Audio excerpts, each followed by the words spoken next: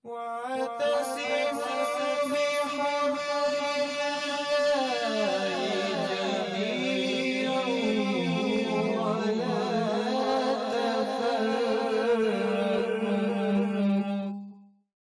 مل کر اللہ کی رسی کو مضبوطی سے تھامے رکھنا اور تفرقہ نہ کرنا۔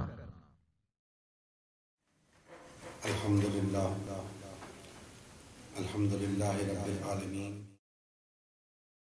والصلاة والسلام علی سید الانبیاء والمرسلین وعلی آلہ واصحابہ اجمعین، اما بعد فاعوذ باللہ من الشیطان الرجیم، بسم اللہ الرحمن الرحیم۔ رب اشرح لی صدری ویسر لی امری واحلل عقدۃ من لسانی یفقہوا قولی، صدق اللہ العظیم۔ محترم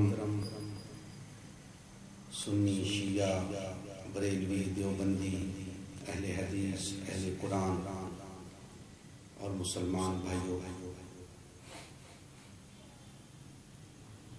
جیسا کہ آپ جانتے ہیں کہ ہم اسلام کی فلسفہ جماعت کے حوالے سے گفتگو کر رہے ہیں۔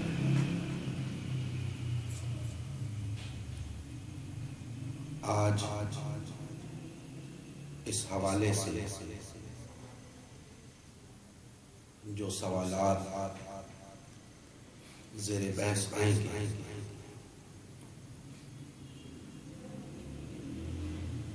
ان میں دو بنیادی امور ایسے تھے جس کے بارے میں نے گزشتہ گفتگو کے اندر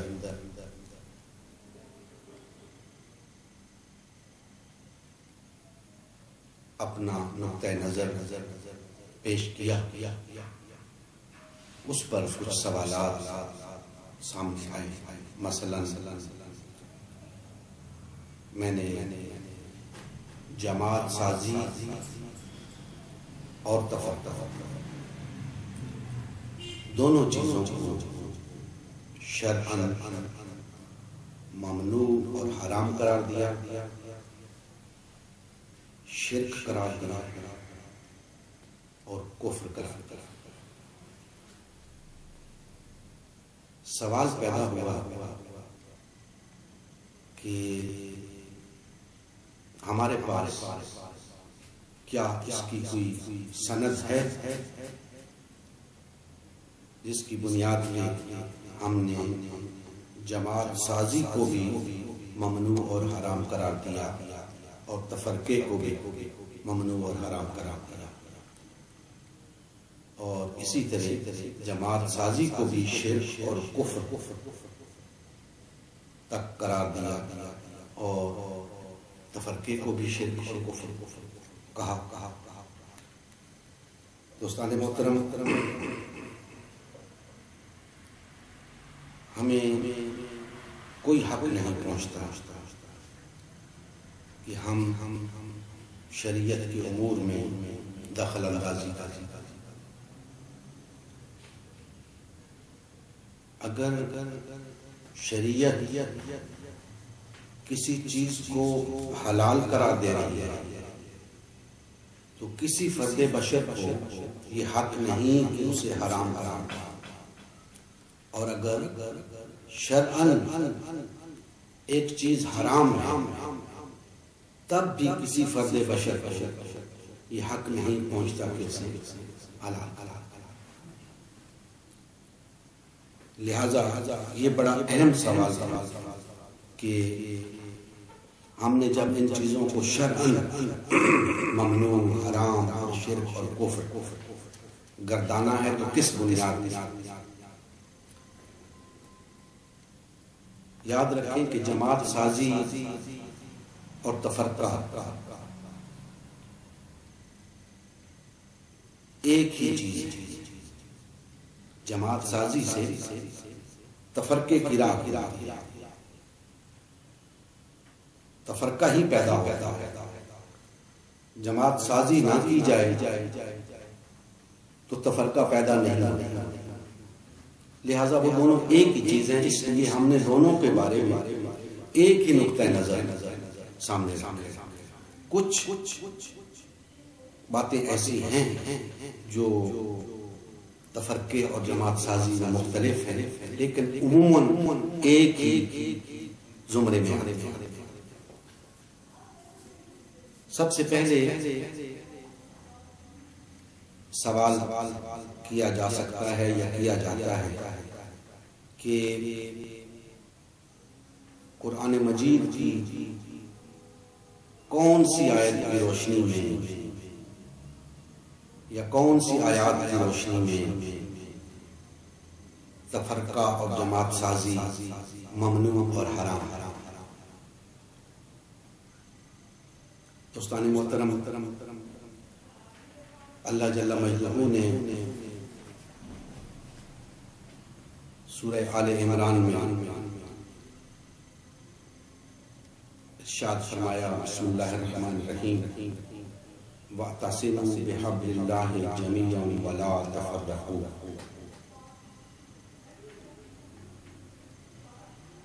بڑی معروف آیت کریمہ ہے.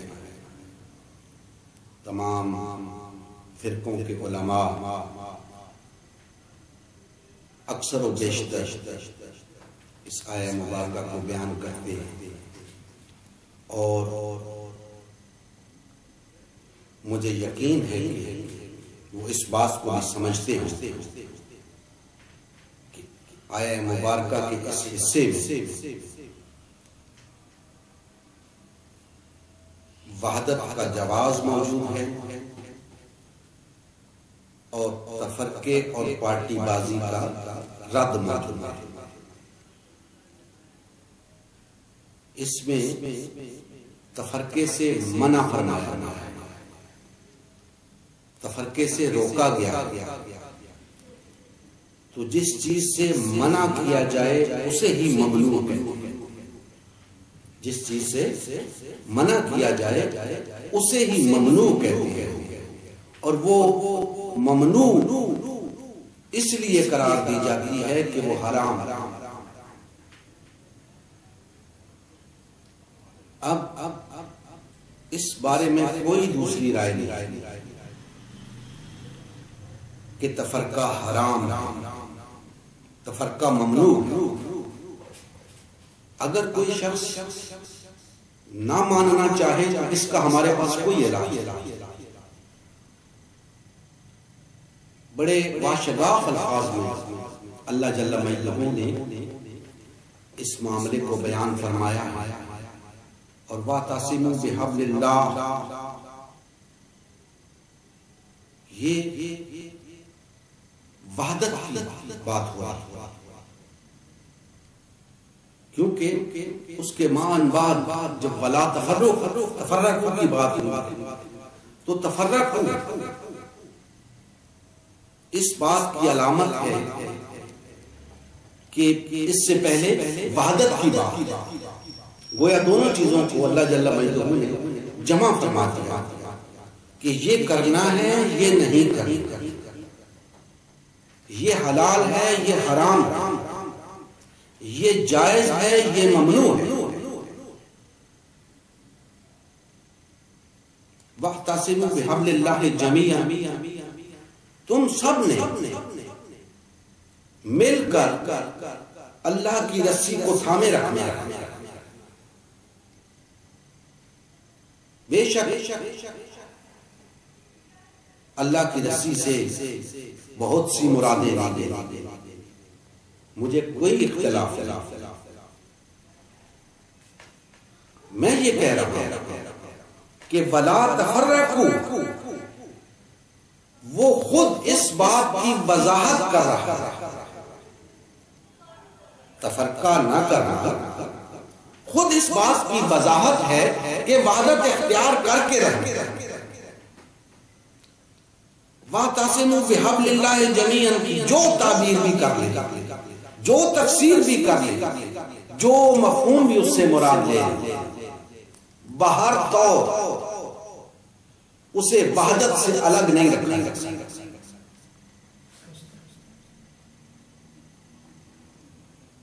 تفرقے میں مبتلا ہو کر وَاعْتَصِمُوا بِحَبْلِ اللَّهِ جَمِيعًا نہیں ہو سکتا، جماعت سازی کر کے وَاعْتَصِمُوا بِحَبْلِ اللَّهِ جَمِيعًا نہیں ہو سکتا۔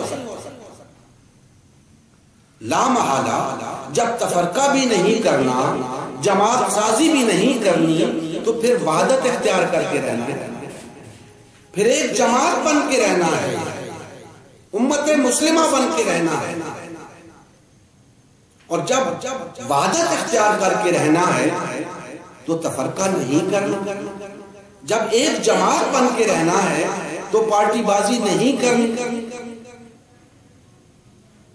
لہذا ایک جماعت بن کے رہنا جائز اور درست ہے اور حلال ہے۔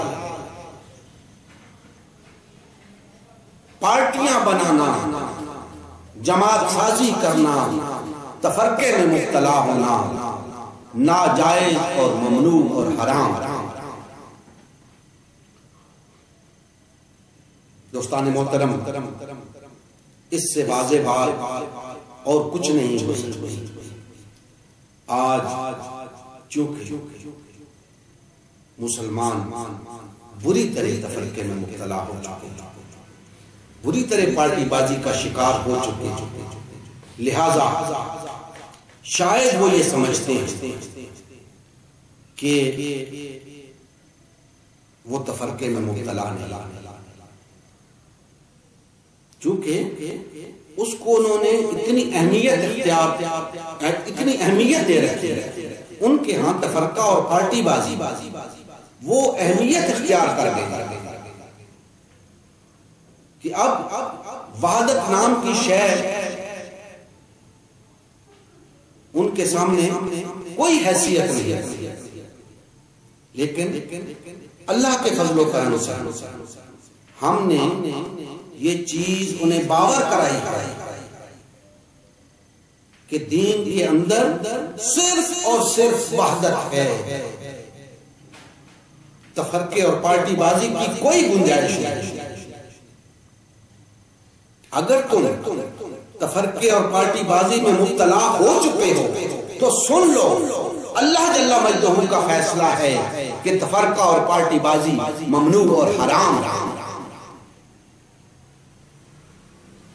اب اللہ جل مجدہ نے فتویٰ دے دیا، اب کسی مولوی صاحب کا فتویٰ نہیں چلتا، کسی پیر صاحب کا فتویٰ نہیں چلتا، سب کو بہر طور اس فتوے کی پابندی کرنی ہوگی۔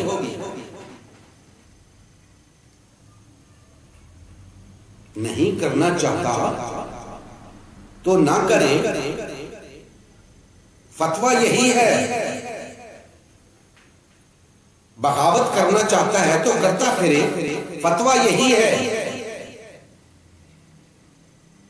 کہ تفرقہ دین میں نہیں، پارٹی بازی دین میں نہیں ہے۔ اور یہ میں بات اچھی طرح بتا چکا ہوں کہ تفرقہ کسے کہتے ہیں، یہ بھی بتا چکا ہوں کہ وحدت کسے کہتے ہیں۔ اگر ویسی وحدت ہے تو تفرقہ نہیں ہے، اور اگر ایسا تفرقہ ہے تو پھر وہ ہے۔